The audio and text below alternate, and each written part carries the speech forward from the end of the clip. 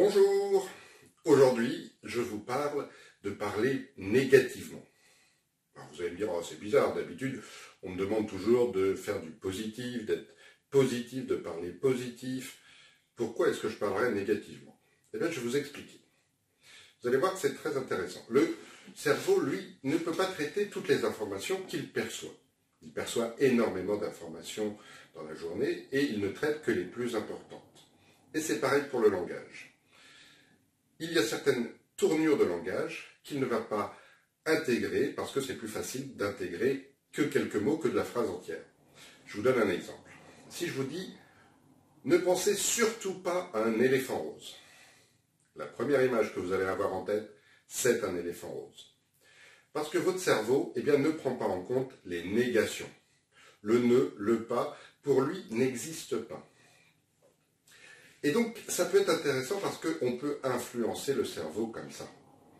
La partie inconsciente de notre cerveau. Au lieu de dire « il pleut », dites « il ne fait pas beau ».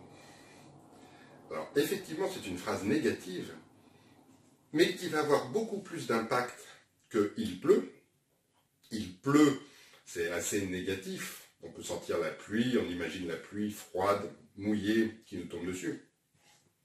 Il ne fait pas beau, votre cerveau va entendre « il fait beau ». Et donc, tout de suite, il va avoir une perception du temps qui va être différente. Et c'est pareil pour plein d'autres phrases. Par exemple, au lieu de dire « je suis en retard »,« je suis toujours en retard », le mot « en retard » a cette connotation de « oh là là, il faut se dépêcher, ça ne va pas, je n'arrive jamais à être à l'heure ». Alors que si vous dites « je ne suis pas à l'heure » plutôt que « je suis en retard », je ne suis pas à l'heure. Alors oui, c'est une phrase négative, mais comme je vous le dis, votre cerveau n'entend pas les négations et il va entendre « je suis à l'heure ». Et vous allez voir qu'en prononçant cette phrase-là, vous serez plus souvent à l'heure qu'en disant tout le temps « je suis en retard ». Et c'est pareil lorsque vous dites « c'est impossible ». C'est impossible à quelque chose de fermé. C'est vraiment impossible, on ne peut pas le faire. Mais si vous dites « ce n'est pas facile », votre cerveau va entendre « c'est facile ».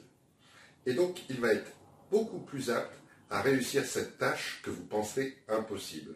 Simplement en changeant la phrase.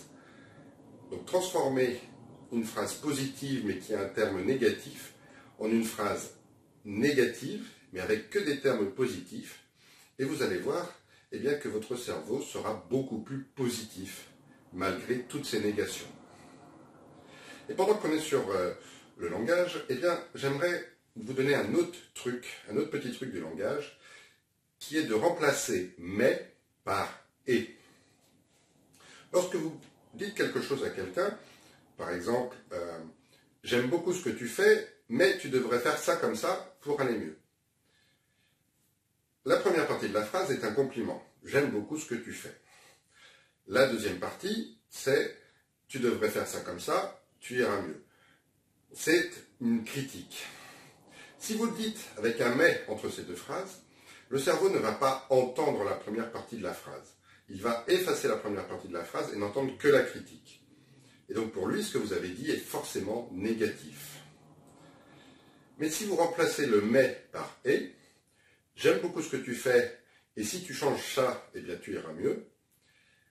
En remplaçant le mais par le et, à ce moment-là, le cerveau entend le compliment, il entend aussi la critique, parce que et additionne, alors que mais oppose.